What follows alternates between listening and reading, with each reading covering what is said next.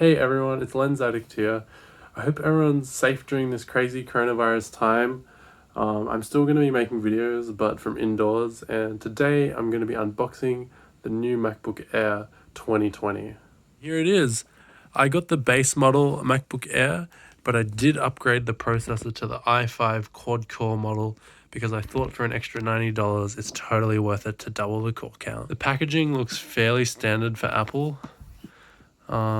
Just the usual MacBook box.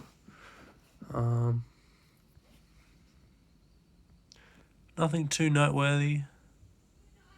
Updated the address on the box though, saying that it's 1 Apple Park Way, which is their new campus. So that's interesting. Well, here we go. Let's pull the pull tab. Drats.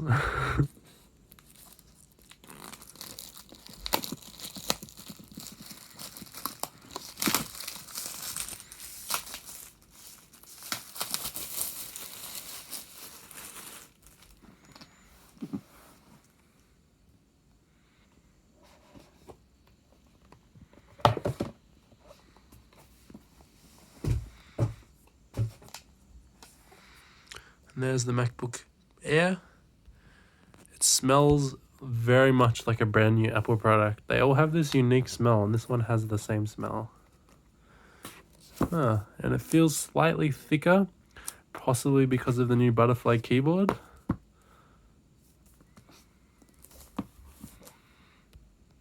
We have the standard USB-C to C connector for charging. Pretty stock standard there. Inside here we have the designed by Apple in California packaging, and we also have a 30-watt USB-C power adapter. The packaging used on the power adapter seems to be a paper material now, whereas in the past it used to be plastic.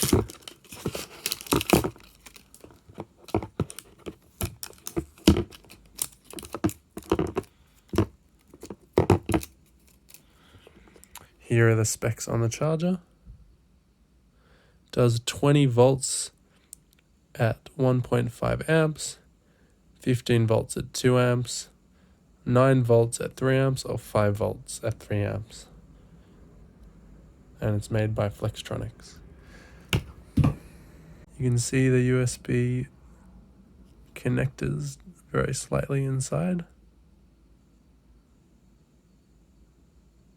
Inside here we have the quick start guide, which shows you the MacBook Air. Welcome to it. Very nice. And we have your warranty and disposal information, and I guess care. That's interesting. We have silver Apple stickers now. That's new. They're normally white. That's pretty cool to see. I wonder if you get, well, they're kind of space gray stickers actually. That's so cool. Nice to see different color stickers in the box.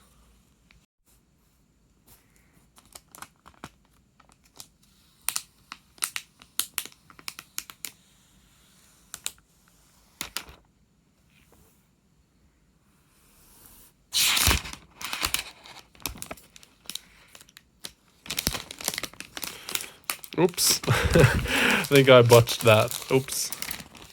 Well, there it is. Very shiny. Wow.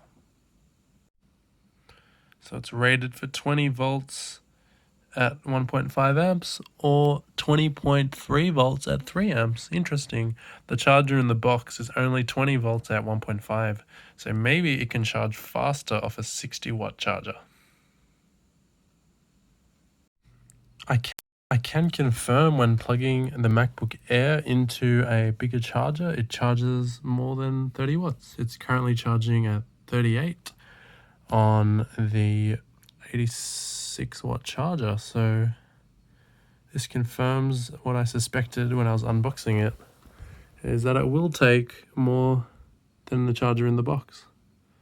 It'll take 20.3 volts at 3 amps. So there you have it. If if you want to charge your Mac faster, get a bigger charger and the MacBook Air will charge faster.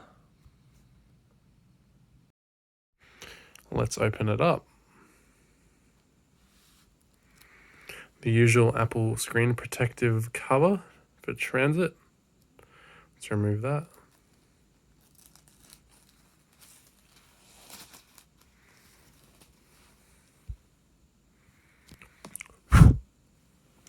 Removing the dust on the display. And we have the new keyboard. Very nice. It's got key travel now. This is amazing.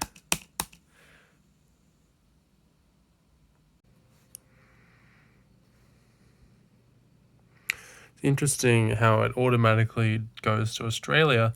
I suspect it might be using the Wi-Fi channels that it can see to detect the country.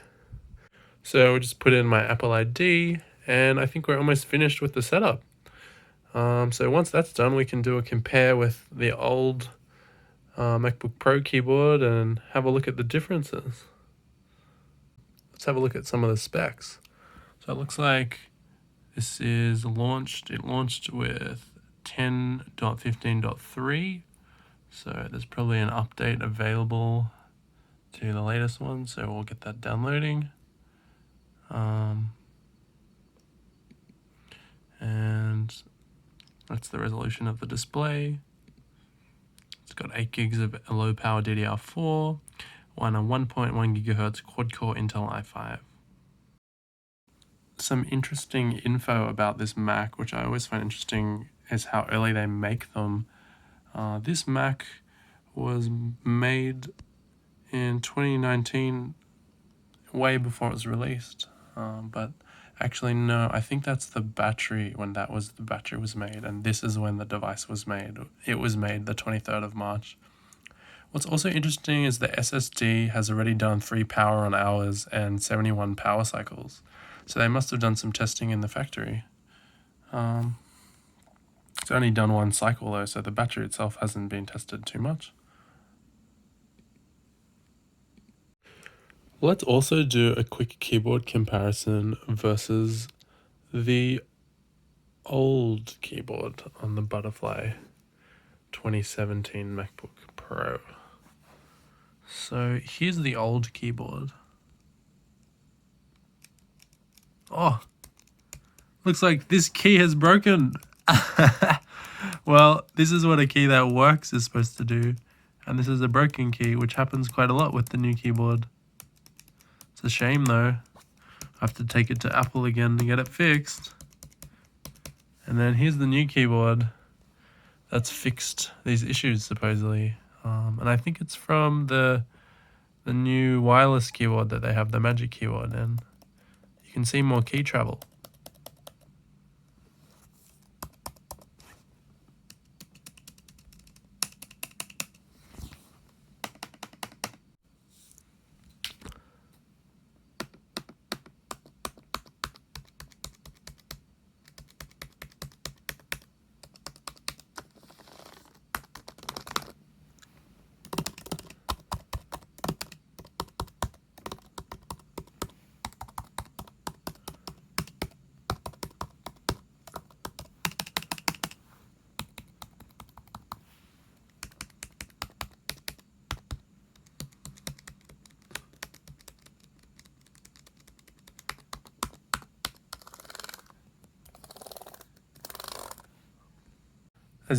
As you can see, we have 4 cores, and with hyperthreading we have 8. So 4 virtual and 4 real. Let's see what the fan sounds like on max speed.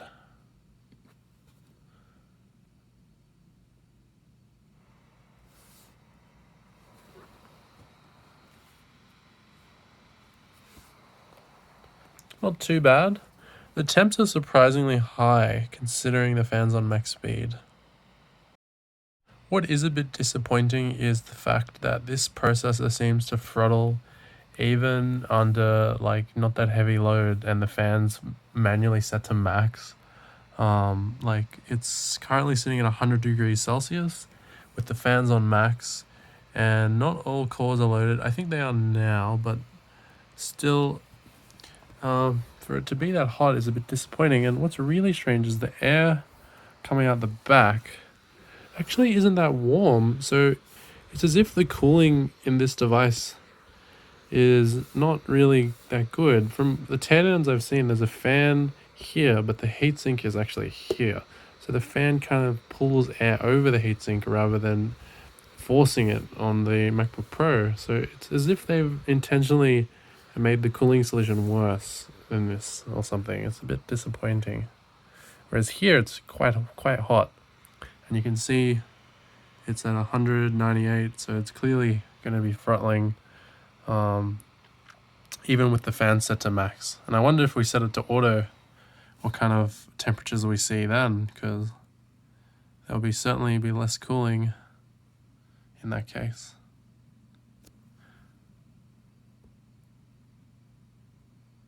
Yeah, so we're still reaching 100 degrees.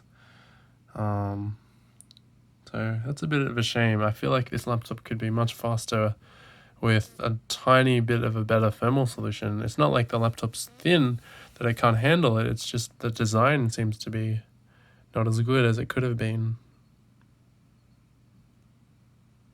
It looks like Apple has brought back silent clicking. As you can see on the MacBook Air, it's an option, but on the MacBook Pro here, 15-inch, it's not an option. So let's have a listen to the sound difference. So this is with silent clicking not enabled on the MacBook Air.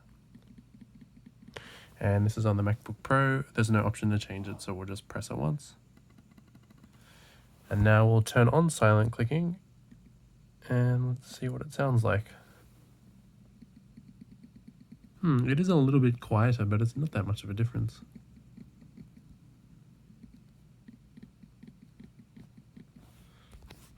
And here is a sound comparison at half volume on both the MacBook Pro and the MacBook Air. So we'll first start off with the MacBook Air.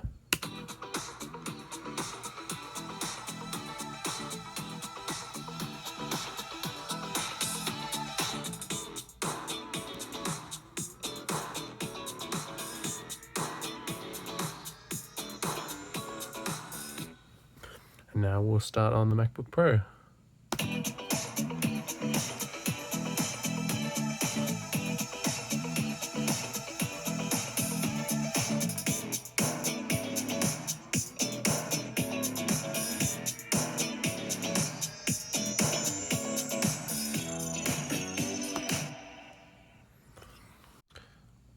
Now we're going to go up to full volume on both devices, and we'll compare the difference this time.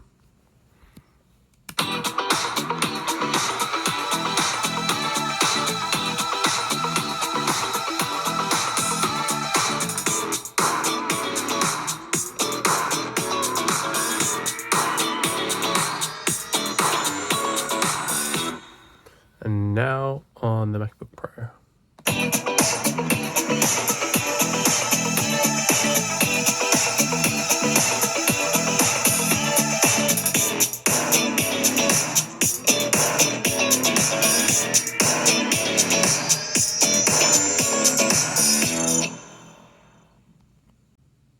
Thanks for watching this video. I'm going to have some more videos coming every Friday, so please subscribe and click the notification bell if you're really keen. And have a great day and stay safe out there. The coronavirus is scary, so stay safe.